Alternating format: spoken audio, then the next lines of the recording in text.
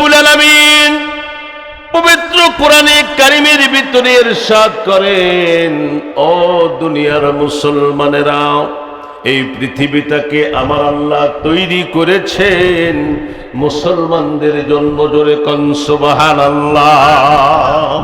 কোন ইহুদি নাসারা খ্রিস্টান জাতির জন্য আল্লাহ তাআলা এই পৃথিবী তৈরি করেন নাই। কাদের জন্য তৈরি করেছেন? মুসলমানদের জন্য। এই মুসলমানেরা যতদিন পর্যন্ত দুনিয়ার জমিনে আল্লাহ বলার মতো একজন মুসলমান থাকবে, ততদিন পর্যন্ত চন্দ্র সূর্য তাদের জায়গা মতো চলতে থাকবে, কোনো ব্যতিক্রম হবে না। এই দুনিয়ার নিজামের ভিতরে কোনো পরিবর্তন হবে না। কিন্তু যেদিন একজন মুসলমান থাকবে না, সেদিন দুনিয়ার সমস্ত নিজামগুলি পরিবর্তন হয়ে যাবে। কি বলেন, ঠিক কিনা? কাজেই জমিনটা আল্লাহ তৈরি করেছেন কাদের জন্য? মুসলমানদের জন্য। কাজেই মুসলমানেরা, তোমাদের মুসলমানিত্বকে যদি টিকিয়ে রাখতে হয়, আল্লাহ পাকের কোরআন মোতাবেক তোমাদের জীবন পরিচালনা করতে হবে। কি বলেন, ঠিক কিনা? আমার ভাইরা, আল্লাহ পাকের কোরআন মোতাবেক যদি জীবনটা পরিচালনা করতে পারি, আমরা দুনিয়াতেও হব সম্মানী, আখিরাতেও আল্লাহর কাছে আমরা সম্মানী। নতুবা মুসলমানদের কোনো অস্তিত্ব জমিনেও থাকবে না, আল্লাহর দরবারেও গিয়ে থাকবে না। কি বলেন, ঠিক কিনা? আজ পৃথিবীতে এই মুসলমানেরা সংখ্যায় এত মুসলমান পৃথিবীতে আর কোনো সময় ছিল না।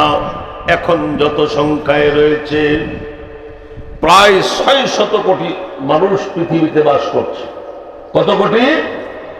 600-700 কোটি মানুষ পৃথিবীতে বসবাস করছে। তন্মধ্যে 200 কোটির উপরে মুসলমান রয়েছে। জোরে কোন সুবহানাল্লাহ। এত মুসলমান এত টাইমে পৃথিবীতে আর কোনো সময় ছিল না। আপনারা ইতিহাস জানেন, ইতিহাস দেখেছেন, বদরের ময়দানে আল্লাহ রাসূল সাল্লাল্লাহু আলাইহি ওয়াসাল্লাম 313 জন মুসলমানকে নিয়ে বদরের ময়দানে হাজির হন। আর এই মুসলমানদেরকে দুনিয়া থেকে নাস্তানাবুদ করার জন্য হাজারের উপরে কাফের মুশরিকেরা জড়ো হয়ে গেলেন। তাদের হাতে অস্ত্রে শস্ত্রে সজ্জিত, মুসলমানদের হাতে কোনো অস্ত্র নাই। আল্লাহর নবী মুসলিম শিবিরের ভিতরে নামাজের ভিতরে সেজদায় পড়ে চোখের পানি ছেড়ে দিয়ে আল্লাহ রাসূল কান্দে, আয় আল্লাহ তাআলা, এটা মুসলমানদের আজিমুশান জিহাদ, বদরের ময়দান, যেখানে মুসলমানরা আজকে প্রথম একত্রিত হয়েছে। আয় আল্লাহ তাআলা, এই 313 জন মুসলমানকে দুনিয়া থেকে চিরতরে বিদায় করার জন্য ওই কাফের মুশরিকেরা বড় অস্ত্রে শস্ত্রে সজ্জিত হয়ে এসেছে। আয় আল্লাহ তাআলা, আজকে যদি বদরের ময়দানে 313 জন মুসলমান সবাই শহীদ হয়ে যায়, আল্লাহ, এই জমিনে তোমার নাম নেবার মতো আর কেউ থাকবে না। আল্লাহ নবীর চোখ দিয়ে পানি জমিনে স্পর্শ করছেন। নবীজি কান্দেন, আল্লাহর দরবারে ফরিয়াদ করেন, আল্লাহ, আজকে মুসলমানদের আজিমুশান প্রথম জিহাদ, এই জিহাদে যদি মুসলমানরা এই জমিন থেকে বিদায় হয়ে যায়, কে তোমারে আল্লাহ বলে জমিনে আর ডাকবে? এইভাবে আল্লাহর নবী কান্না করতেছিলেন। আল্লাহ রাব্বুল আলামিন নবীকে সান্ত্বনা দিলেন, নবী আমার, কান্না কইলেন না। বদরের জিহাদের ময়দানে আল্লাহর সাহায্য আল্লাহ নিজ হাতে পাঠাবে। আল্লাহ সাহায্য পাঠিয়েছে কি পাঠায় নাই? আল্লাহ রাব্বুল আলামিন ওই বদরের জিহাদের ভিতরে রাসূলের সান্ত্বনার জন্য একজন ফেরেশতাই যথেষ্ট ছিল। কিন্তু সেই ময়দানে আল্লাহ ৫,০০০ ফেরেশতা পাঠালেন। সুবহানাল্লাহ। ওই ফেরেশতারা যখন বদরের ময়দানে কাফেরদেরকে কচু কাটা করতেছিলেন, আর মুসলমানদের কুওয়াত ও হিম্মত আল্লাহ বৃদ্ধি করে দিলেন। ও মুসলমানেরা, তোমরা আল্লাহ ছাড়া আর কাউকে ভয় করবা না। ভয় করা মুসলমানদের জন্য জায়েজ নাই। কি বলেন, ঠিক কিনা? এই মুসলমানেরা বদরের ময়দানে বীর বিক্রমে তাদের হাতে যা ছিল তা নিয়ে যখন অস্ত্র পরিচালনা করলেন, কাফের মুশরিকেরা তাদের সামনে কচু কাটার মতো একেবারে পরে পরে থাকলেন। কচু কাটা, যেমন কচু বনে গিয়ে যদি কোনো জেতা মানুষ একটা হাসিয়া দিয়া কচু কাটতে থাকে, বলেন বাধা দেওয়ার কেউ আছে? বাধা দেওয়ার কেউ নাই। এমনি ভাবে বদরের যুদ্ধে মুসলমানদের শক্তি যেন এমন একটা পর্যায়ে আসলো, মুসলমানেরা বিজয় লাভ করলেন বদরের ময়দানে। সুবহানাল্লাহ। আল্লাহ প্রতিশ্রুতি দিলেন, ওয়া কানা হাক্কান আলাইনা নাসরুম মিনাল মুমিনিন। মুসলমানদেরকে সাহায্য করা আল্লাহর জন্য হক। জোরে কোন সুবহানাল্লাহ। ইরান আজকে পৃথিবীর ভিতরে এমন একটা রাষ্ট্র, যে রাষ্ট্র এতদিন পর্যন্ত ইরানকে কেউ চিনে নাই। কি বলেন, চিনেছে? কিন্তু ইরানিরা আল্লাহ পাকের কোরআনকে সামনে নিয়ে যখন জিহাদের ময়দানে মজবুত হয়ে দাঁড়িয়ে গিয়েছে, আল্লাহ রব্বুল আলামিন পৃথিবীর পরাশক্তিগুলিকে একেবারে বিড়ালের মতো সেই জমিন থেকে তাড়িয়ে দিয়েছে। কি বলেন, ঠিক কিনা? আজকে মুসলমানেরা নিজের অস্তিত্বকে ভুলে গিয়েছে, যার কারণে মুসলমানদেরকে তুচ্ছ তাচ্ছিল্য করে বেঈমানরা কুটকুট করে হাসি দেয়। কি বলেন, ঠিক কিনা? না, সেদিন আর বেশি দূরে নয়, সেদিন বেশি দূরে নয়। একদিন ইসলামের জন্য জমিনটাকে ছেড়ে দিতে হবে। পৃথিবীর বেঈমান গোষ্ঠী, তোমরা হুঁশিয়ার হয়ে যাও। কি বলেন, ঠিক কিনা? কিন্তু এই কথা আমরা মুসলমানেরা ঠিক যে বলবো, এটাও সাহস করি না, না জানি আবার কি বিপদ এসে যায়। কিন্তু আমার ভাইরে একটা জিনিস মনে রাখবেন, বিপদ যদি এসে যায়, ঘরে থাকলেও আসবে, বাইরে থাকলেও আসবে। আপনার জন্য যদি গুলির বাজেট হয়ে যায়, ওই বাজেট থেকে কেউ ফিরাইতে পারবে না। কি বলেন, ঠিক কিনা? আর যদি আপনার মৃত্যুর জন্য কোনো গুলি বাজেট হয়ে না থাকে, পৃথিবীর কোনো গুলির দ্বারা আপনার জীবনটা দুনিয়া থেকে চলে যাবে না। বাজেট হওয়া লাগবে কার তরফ থেকে? আকাশ আর জমিনের মালিক আল্লাহর তরফ থেকে বাজেট হতে হবে। কি বলেন, ঠিক কিনা? আমার ভাইরা, ওই বদরের ময়দানে আমি গত শুক্রবারে বলেছিলাম, আল্লাহ রসুল নবী মুহাম্মদ সাল্লাল্লাহু আলাইহি ওয়াসাল্লাম মদিনাবাসীদেরকে ডেকে ডেকে বললেন, মদিনায় যখন গেলেন, ও মদিনার ছেলেরা রে, মদিনার মেয়েরা, আমি আমার মা বাবা, আমি আমার জন্মভূমি ছেড়ে তোমাদের মাঝে আসলাম। তোমরা আমাকে ভালোবাসবা, আদর করবা, মহব্বত করবানি। মদিনার ছেলেরা মেয়েরা ডেকে ডেকে বললেন, ইয়া রাসূলুল্লাহ, আপনাকে শুধু ভালোই বাসবো না, আপনার জন্য জীবনের রক্তটুকুন বিলিয়ে দিব। গত শুক্রবারে বলেছিলাম কথাটা, আজকে চলেন এই কথাটা আমার আল্লাহ তাআলা নবীকে প্রমাণ করায় দেখাবেন। কি বলেন? নবীকে প্রমাণ করায় দেখাবেন। নবীজি, আমরা শুধু মুখেই বলি নাই আপনার জন্য বুকের তাজা রক্তগুলি ঢেলে দিব, আমরা শুধু মুখে মুখে বলি নাই, আমরা অন্তর থেকে বলেছি আপনার জন্য বুকের রক্ত ঢেলে দিয়ে আমরা দেখাইতে চাই। এই বদরের ময়দানে সাহাবী আব্দুর রহমান ইবনে আউফ রাদিয়াল্লাহু তাআলা আনহু, ওনার দুই পাশে দুইটা অল্প বয়সী ছেলে, একটার নাম মুআজ আর একটার নাম মুআওয়াজ। এই দুইটা ছেলেকে দেখে আব্দুর রহমান একটু আশাহত হলেন এবং চিন্তা করতেছে জিহাদের ময়দানে যেখানে শক্তির প্রয়োজন, এই দুইটা ছেলে না জানি আমার বিপদের কারণ হয়ে দাঁড়ায়। এবার মাআজ ডান দিকে সাহাবী, ছোট্ট সাহাবী মাআজ ডাক দিয়ে বলছে, চাচা যান, আপনি কি কুখ্যাত আবু জেহেলকে চেনেন? এই কথা বলার পরে আমি জিজ্ঞেস করলাম, বাবা আবু জেহেলকে দিয়ে তোমার কি হবে? কয় চাচা যান, শুনেছি আবু জেহেল নাকি আল্লাহর নবী, আমাদের নবীকে গালমন্দ করেছেন, বোকাবাজি করেছেন। আজকে যদি আবু জেহেলের পাই, হয়তো আমি আল্লাহর জান্নাতে যাব, নইলে আবু জেহেলকে আল্লাহর জাহান্নামে পাঠাবো। ছোট্ট বাচ্চার জবানে এই কথা শোনার পরে সাহাবী আব্দুর রহমান ইবনে আউফ রাদিয়াল্লাহু তাআলা আনহু বলতেছেন, আমার মাথা থেকে পা পর্যন্ত শরীরটা যেন শীতল হয়ে গেল। সুবহানাল্লাহ পড়বেন না?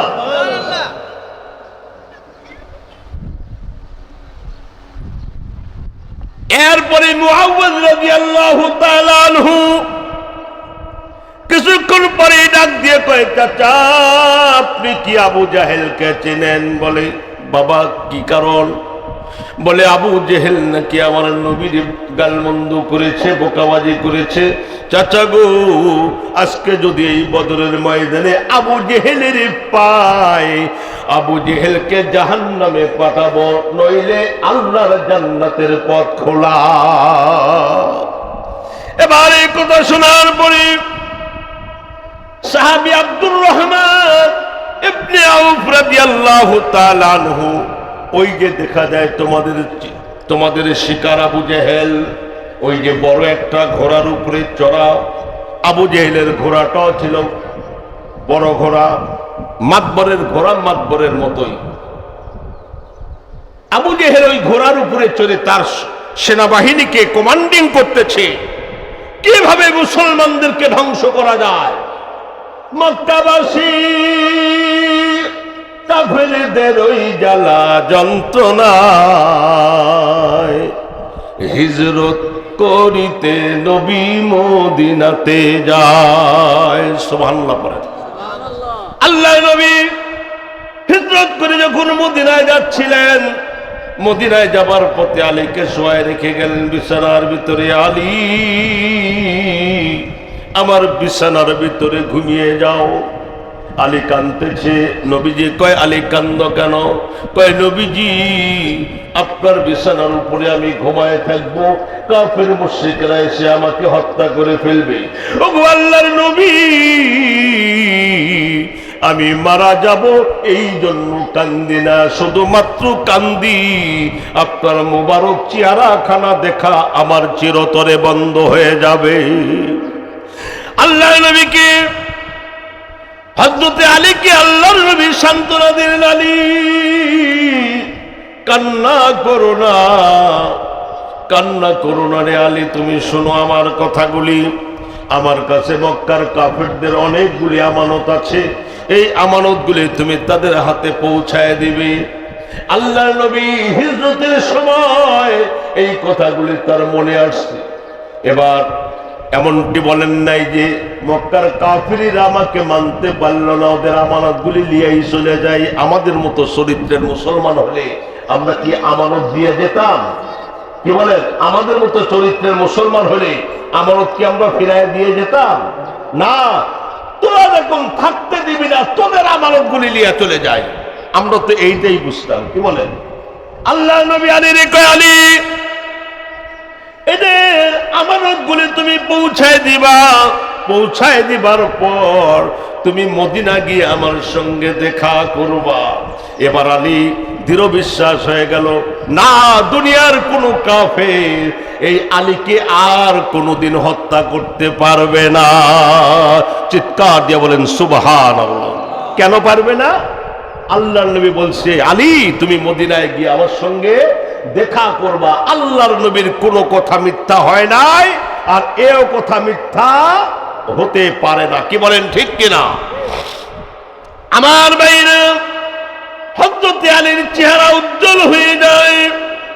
আলী রাদিয়াল্লাহু তাআলা আনহু এরপরে আল্লাহ রসুলকে বিদায় করলেন। আল্লাহ রসুল বিদায় হয়ে রাতের অন্ধকারে আবু বক্করের বাসায় গিয়া টোকা দিয়েছে। আবু বক্কর দরজা খুলে দিয়ে বলছে, লাব্বাইকা ইয়া রাসূলুল্লাহ, ওগো আল্লাহর হাবিব, আমি উপস্থিত আছি, আমি জাগনা আছি। ভাইরা আমার, এবার চলেন বদরের ময়দানে। ওই মাদার মুআওয়াজ রাদিয়াল্লাহু তাআলা আনহু ছোট্ট দুইজন সাহাবী যখন আবু জেহেলকে দেখলেন তার সেনাবাহিনীকে কমান্ডিং করতেছি, ওই সময় তরবারি হাতের ভিতরে নিয়ে তরবারি বাজাইতে বাজাইতে বাস পাখির মতো উড়াল দিয়া গিয়া আবু জেহেলের উপরে আক্রমণ করলেন। আবু জেহেল এত উঁচায় ছিলেন, তার লাগাল পায় না। আর একজন ঘোড়ার উপরে আক্রমণ করলেন। ঘোড়া যখন হুতায় পড়লেন, শুয়ে পড়লেন, আবু জেহেলকে যখন আঘাত প্রাপ্ত করলেন, আবু জেহেলের ছেলে আকরামা, পরবর্তীতে উনি মুসলমান হয়ে যায়। আকরামা পিছন দিক থেকে মাদের যখন হাতের উপরে আঘাত করলেন, হাতটা কেটে গিয়া হাড্ডিটা পার হয়ে শুধু চামড়ার সাথে ঝুলতেছিল। এই মাদ রাদিয়াল্লাহু তাআলা আনহু ওই সময় এই কাটা হাতটা নিয়ে জিহাদের ময়দানে যুদ্ধ করতে কষ্ট হচ্ছিলেন। এবার হাতটা পায়ের নিচে পেরে দিয়া যেনটা একটা টান দিয়া বদরের ময়দানে হাতটা ফেলে দিলেন। আর আল্লাহকে ডাক দিয়ে কয়, আল্লাহ, তুমি যেদিন বলবা মাঝরে তোকে দুইটা হাত দিয়েছিলাম, তুই আর একটা হাত কেমনে কি করে আসলি? আমি ওই সময় চিৎকার দিয়ে আমার আল্লাহর কাছে বলবো, আল্লাহ গো, তুমি তো দুইটা হাত দিয়েছিলে আমাকে বদরের ময়দানে তোমার দিনের দুশমনদের সাথে জিহাদ করতে গিয়া। একটা হাত আমি বদরের ময়দানে শহীদ করে দিয়েছি। এটা মুসলমানদের তামান্না, এটা মুসলমানদের তামান্না। মুসলমান তো এমনই হওয়া উচিত। কি বলেন ঠিক কিনা? আমার ভাইরা, ওই বদরের ময়দানে কাফের মুশরিকরা যখন পরাভূত হয়ে গেলেন, আবু জেহেল ওই জিহাদের ময়দানে বদরের যুদ্ধে শেষ হয়ে গেলেন। ইসলামের সবচেয়ে বড় দুশমন আবু জেহেল। ইসলামের প্রথম জিহাদেই তাকে দুনিয়া থেকে নাই করে দেওয়া হয়। কিন্তু আমার ভাইরা, মুসলমানেরা উল্লাসে ফেটে পড়েন নাই, আল্লাহর কাছে শুকরিয়া আদায় করলেন। আল্লাহ, তোমার ইজ্জতের কসম, তুমি মুসলমানদেরকে ইজ্জত সম্মান রক্ষা করেছ।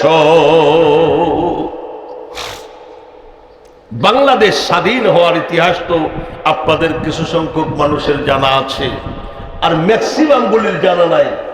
ম্যাক্সিমাম এখানে যারা আছে, বাংলাদেশ স্বাধীন হওয়ার ওই আনন্দ কিন্তু আপনারা করতে পারেন না। 2-4 জন আছেন। বাংলাদেশ স্বাধীন হওয়ার পরে এই দেশে কোনো মিষ্টির দোকানে মিষ্টি ছিল না। জায়গায় জায়গায় মুসলমানেরা রাতের পর রাত, দিনের পর দিন তারা আনন্দ উল্লাসে ফেটে পড়েছে, খাবার কথাও ভুলে গিয়েছে। কি বলেন ঠিক কিনা? এই মুসলমান আর বদরের ময়দানের মুসলমান পার্থক্য কতটুকু দেখেন।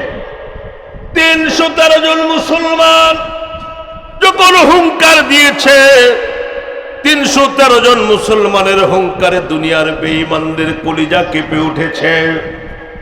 কিন্তু আমার ভাইরা, এখন বর্তমান পৃথিবীতে 200 কোটি বেশি মুসলমান, কিন্তু মুসলমানেরা তাকবীর দেয়, বেঈমানদের আত্মা কাঁপে না। এবার চলেন একটু সিলেটে যাই, ঘুরে আসি। সিলেট চিনেন সকলে? সবাই চিনেন সিলেট? কারা কারা চিনেন একটু হাত দেখাবেন।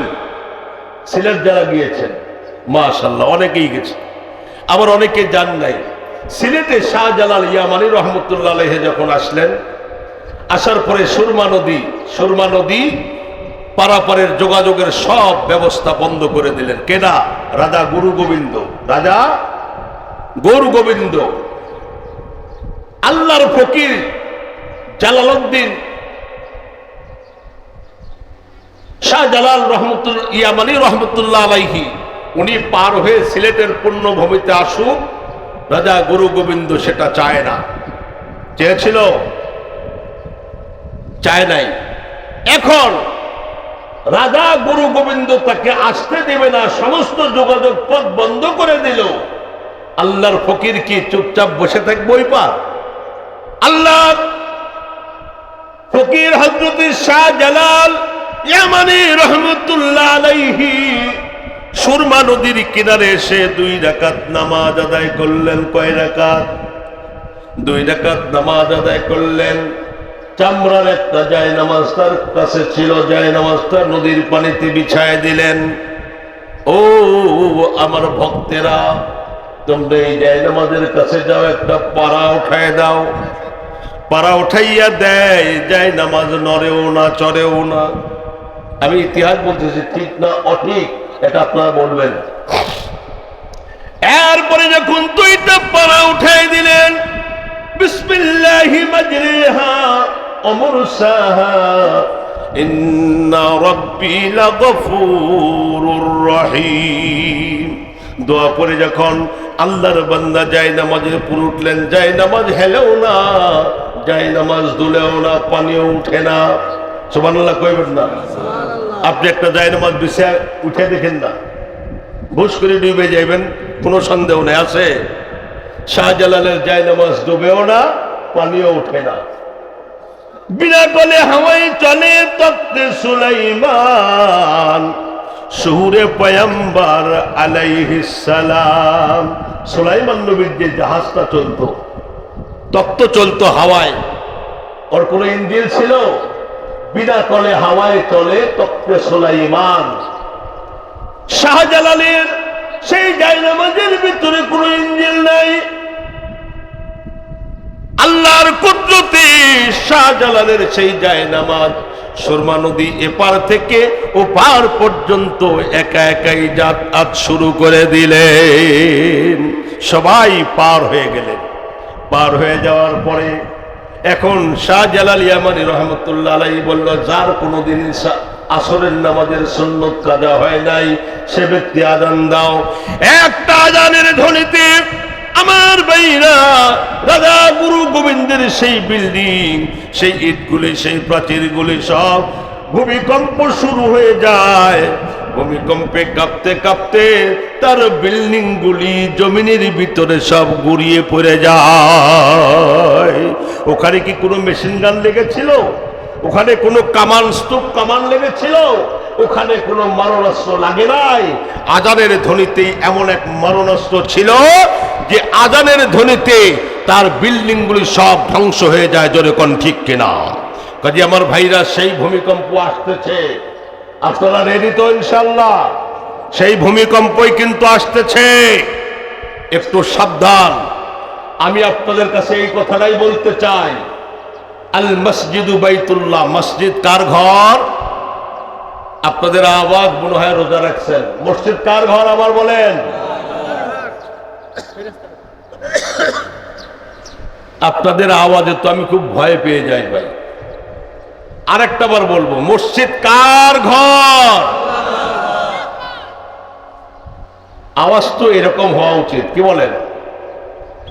আমি গত সপ্তাহে বলছি যে মুসলমানদের নারায়ে তাকবীরের ধ্বনি বাইতুল মামুর মসজিদের চত্বর থেকে 7 আসমান ভেদ করে মদিনা মুনাওয়ারায় গিয়ে 7 আসমান ভেদ করে আর সাজিবে চলে যাবে।